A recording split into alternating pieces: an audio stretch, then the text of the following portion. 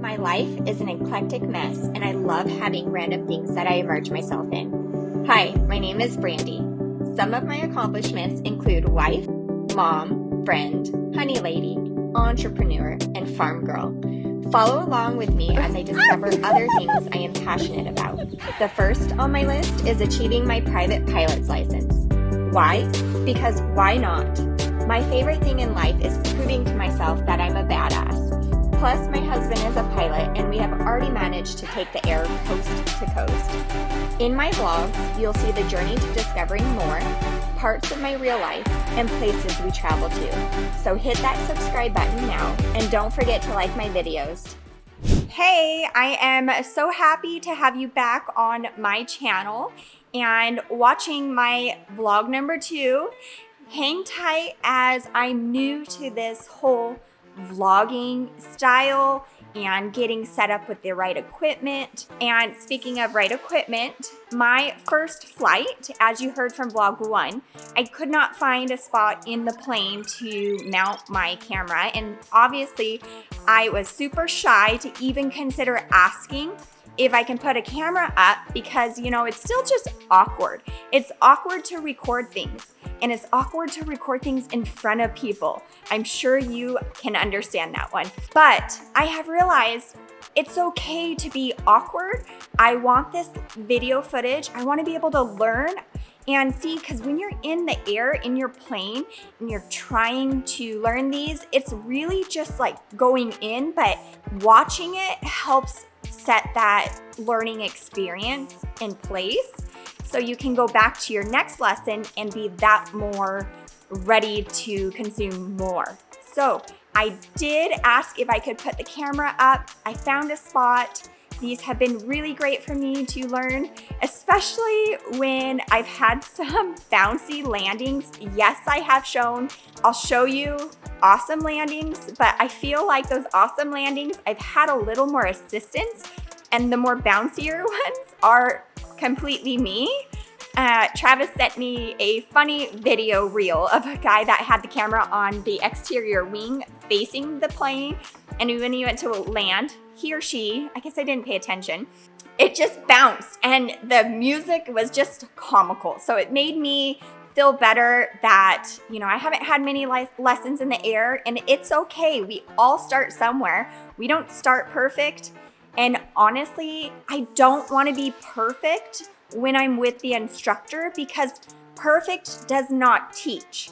When you fail at things with your instructor, and I say fail lightly because I'm not failing, I'm failing to learn. So when you do that with your instructor, it's a learning experience. And so you gather how to correct that for your next maneuver. So that has been something I have had to embrace, is it's okay to not be perfect from the start.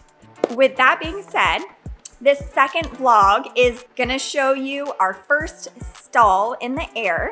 And like I explained a little bit about stalls, but stalls are where your plane, the wings are what keep your plane in the air, right?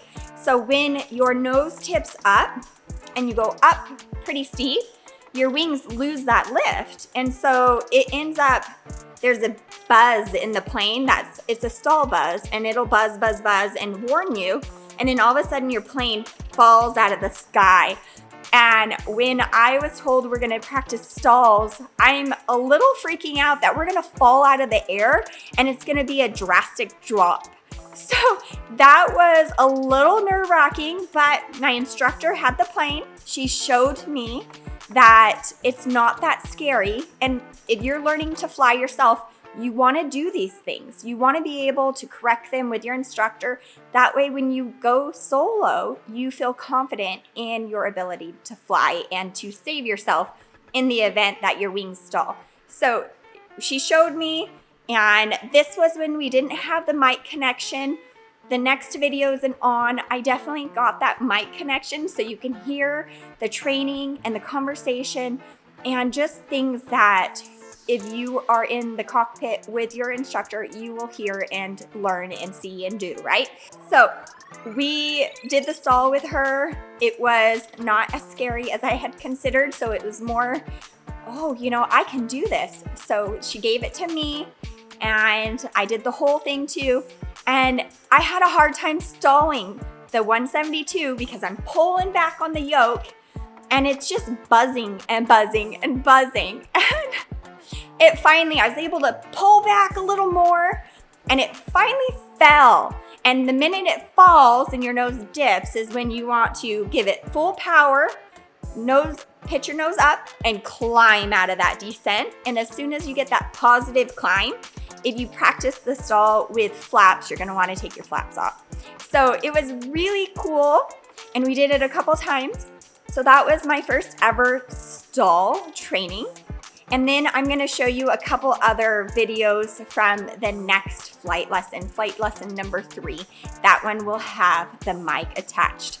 So watch on and enjoy.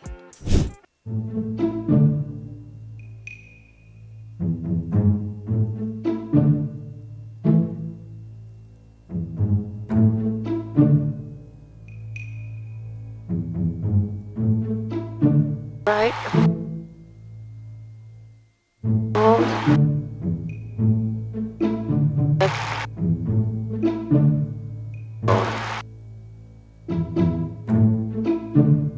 Does not want it, Yeah, is it? no, so now it's better. Look now. I have it on 1700 now, and I'm putting the right magneto, and you're dropping about 120. That's good. It was 250 earlier, so Okay. that's a lot better. And then the left one. So that's good. All right, so we're good now. So now you can keep going. So carb heat. So it says test. Yeah, so you pull it out, Just pull, okay. and see it's dropping, and then we want it to stay. If it drops Okay. and moves up, that means we have carb heat, but now it's staying, so that's good. And then we push it back in, Okay. and now it should go in again. Kalispell City, Cessna 7423 X-ray, entering runway 13 for southbound departure, Kalispell City. Good. Okay. Yeah, nice. And then looking, nobody's out there. And on that, so Yeah, we're looking good there. I don't see anything. Oh, that's good. Okay. Okay, feet on. Okay, we're ready. Yep. Feet off. Yep. Make sure you don't push on the brakes, that your feet on the brakes. ground, and just Okay. use the door. Engine instruments are green. Okay, Airspeed is coming alive. yeah. And you got 60 knots, you can start rotate. Pull up a little bit more, there you go. Perfect. Oh, nose down a little bit. Yep, there you go. And try to climb up with 70 knots is good. Okay. Perfect. Oh, going a little faster, so pull it back. That's good. Good job on your speed there. Yeah. Keeping it awesome. No, and I forgot. Oh, you didn't turn them on. There we go. I did the same thing actually. That's so funny. Oops. It's pretty bad visibility, but if Yeah. you look over there, we can see the shoreline, right? So I know the 8 is on a meter at Glacier said 3 miles, but we actually can see there. So we have more than 4 miles visibility right now. So just imagine if it's 1 mile, we can fly here legally in 1 mile visibility. That's pretty bad. Okay, yeah, that is that. Yeah. So now I'm going too fast. So now you can go towards there. No, now you can have normal speed actually. We're gonna level out on 4,000 feet here. So you can put the power on 2100. Oh, higher than Yep. There you go. 2100. Level at 4. Yeah, I made my husband sick in the back seat of the Cub. Paybacks.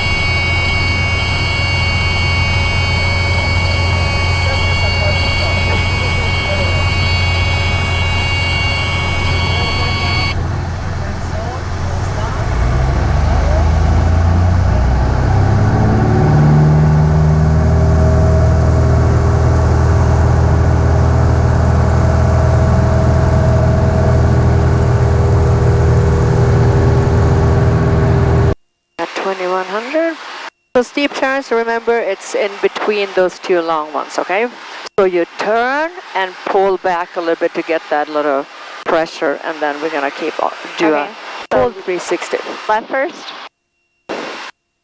First you do left, yeah. Okay.